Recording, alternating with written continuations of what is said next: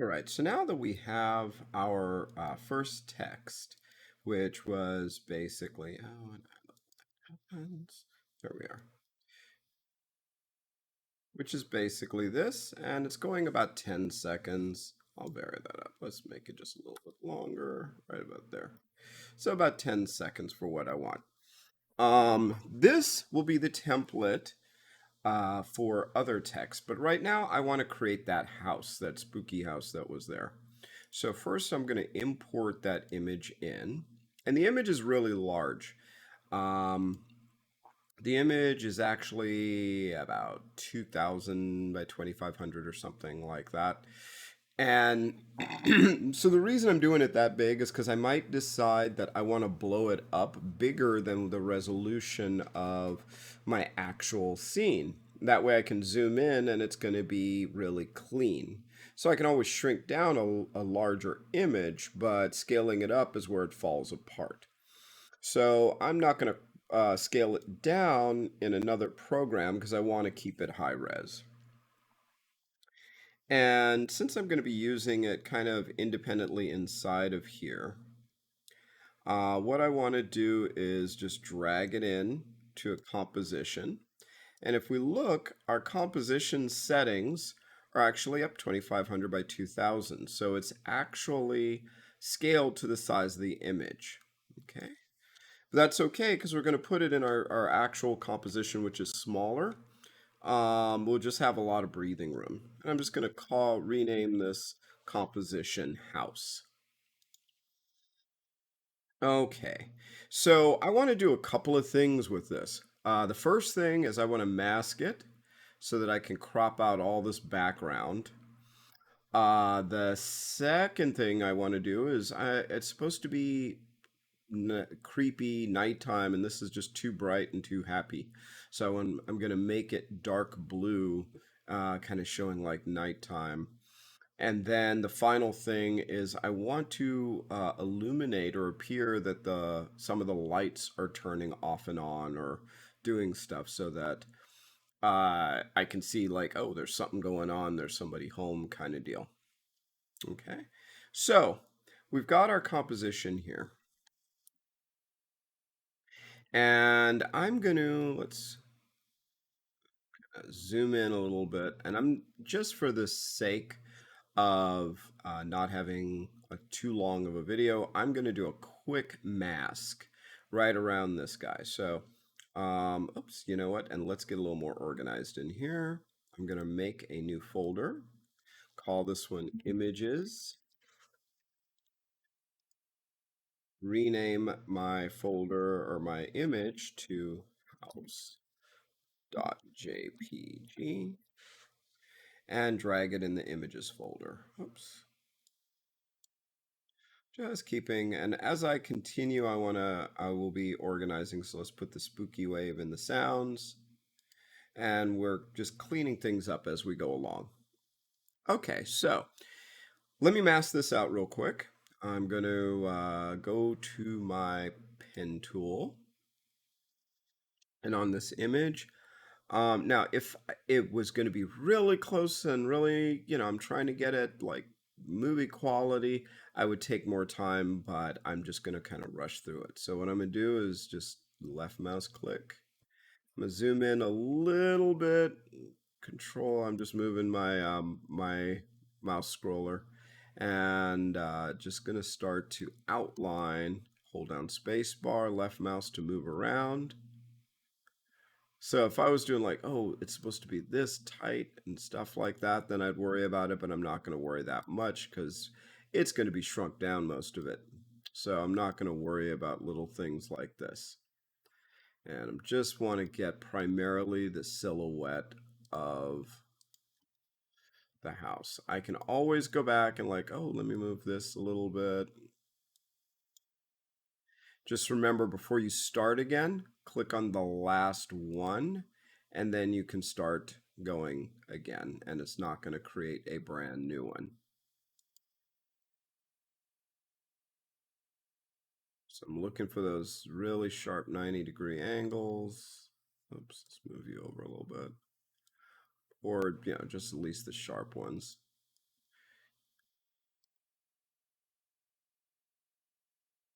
Like I said, if this was like, oh my gosh, I'm doing this for big production, I would be taking my time a lot more, but I just want to plow through this so we can get to the next phase.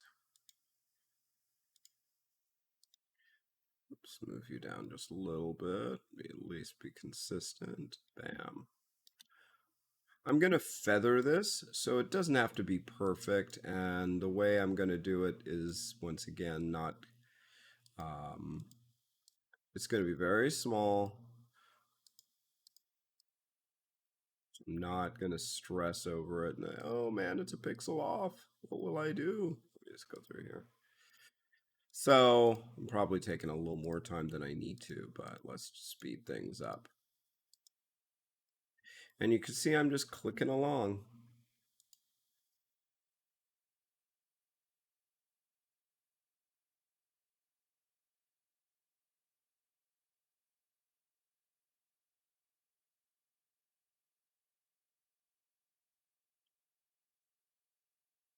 So the important thing is just to get what you want.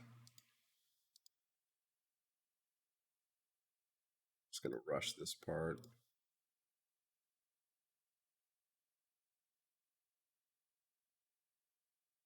No one will know about that. And I'm not going to get this pipe. I could make a second one and then you'd have the pipe and stuff. We are not going to be that close. So just, and I'm not going to include this, what is that? Like an awning of some sort, or just, it's not really a deck. Let's see. It's not big enough for a carport, but, and then I'll just go across.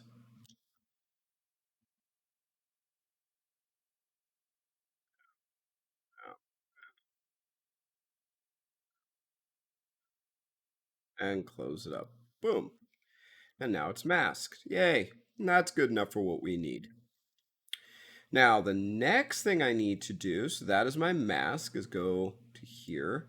And I'm going to add a color to this. So I'm going to go layer, new, solid. And I choose a darker blue. It's going off this, the composition, which is matching the house, which is fine. Just call this one house tint. Okay, here we go. Now, to get this stuff connected, I'm just going to go back to my house, which has a mask. You see that? And I'm going to Control C to copy it. Go to the house tint and Control V to paste it. And now we have our mask. We copied it from the house to the actual shape. And what I want to do now is make sure that it's going on it right. There's a little switch right here, toggle switches modes. So when I click on this, you see it changes the menu here. And the modes is like blending modes, just like in Photoshop. So I can now go in and just say, oh, let's do a multiply. Ooh, that looks good. Yeah, just like that. So this is our nighttime scene. Okay. Now I'm going to do one more thing, and I want to put the lights on here. So let's go back again. If ever you want to see what it looks like without the masking, just check this off and on, and you can kind of see. That'll actually work for what we need. Okay. So now I'm going to go and let's just pull the house in the image one more time. I could also duplicate it, but let's just drag it and put it right on top. And this time, let's say it's this window. I'm going to want it to flicker off and on at a certain point and then kind of sync it with the music so it looks kind of cool. So I'm going to go in, grab my rectangular tool to make a mask, and I'm just going to zoom in a little bit. And you could do this with any of the windows in this particular kind of instance. I'm just going to drag a box and leave. I could just do all of it, but I might want just a little extra detail with the window pane. So it may take just a little bit longer, but I'll get a better result.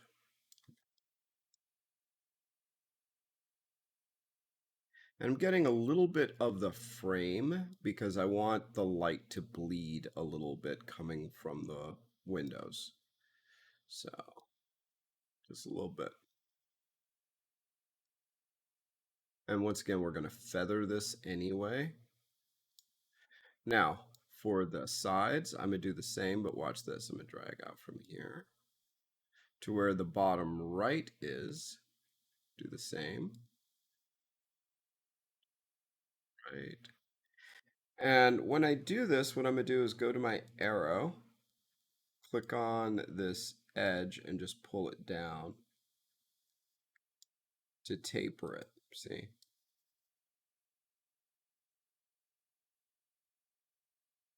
Now we have that slant that was there before. I can always go in and just select just a point if I want to tighten it up even more. And now I'll do the same on the other side. Let's here, there, here to there. And then we go to our arrow, which is V also. I just like to grab it that way. And just move these edges the way we want. Sweet. So now I've got it. But it still doesn't look like it's really lit. So the last part of this is basically to go in and add some effects. So the effects I want to do on this, let's do a glow. So I'm applying it to this top layer. And this top layer, I'm going to rename it just so we know. So it was the house JPEG. I'm just going to rename this to window lights. Okay. This only names the layer, not the actual image in it. So that's just so you know. And so now when I have this selected, there's my glow. And I'm going to go, glow colors are I'm going to go from A and B colors, which are these. I'm going to change A to a yellow. And I'm going to change B to like an orange. And then let's increase the intensity just a wee bit. So three, like that. And I also, there's a few things I want to do. Let's try a blur first. So let's go back into our effects and use that fast box blur again. And then, so here it is here. And if I increase that blur just a wee bit, let's increase it about there. Turn this off so we can see what that looks like. Zoom out a little bit. And I'm thinking I want to punch this out a little bit more. It's not giving me what I want yet. So see, I can crank this. You can also take these guys and change their order. And that actually does affect things a little bit. So if I increase this to like a 5 in the blur, and then we go, let's see, let's increase the glow radius. 6, there we go. And now let's increase the glow intensity. There we are. So there's my glow radius. There's the threshold.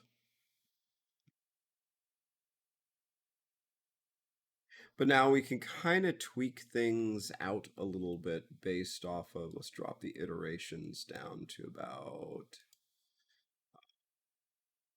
maybe a 2.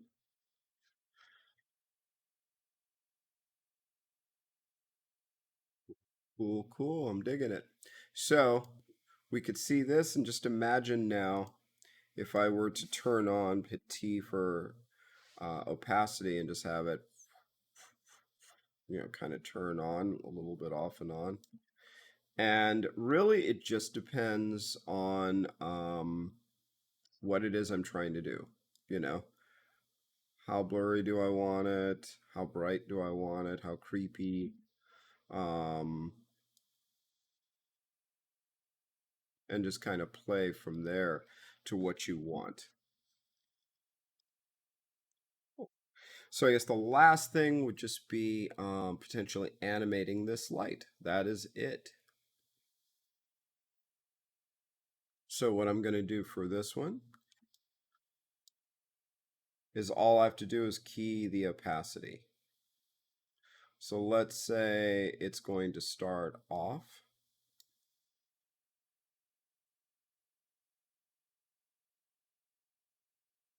And then right here, I'm going to key the opacity off. Let's zoom in because we don't want it to take that long for it to happen. These are seconds when it has a little s next to it. So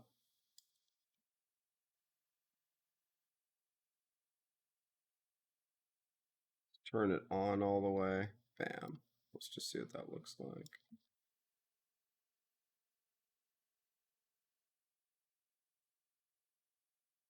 And what I'm going to do is just select these keys, copy,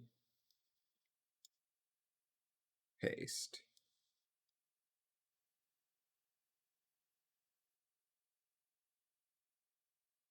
Paste, and then paste again.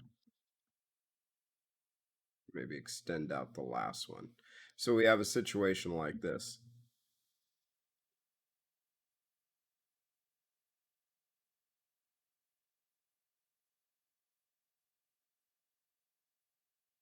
Yay, we got it. And now we're ready to pull this guy into another composition.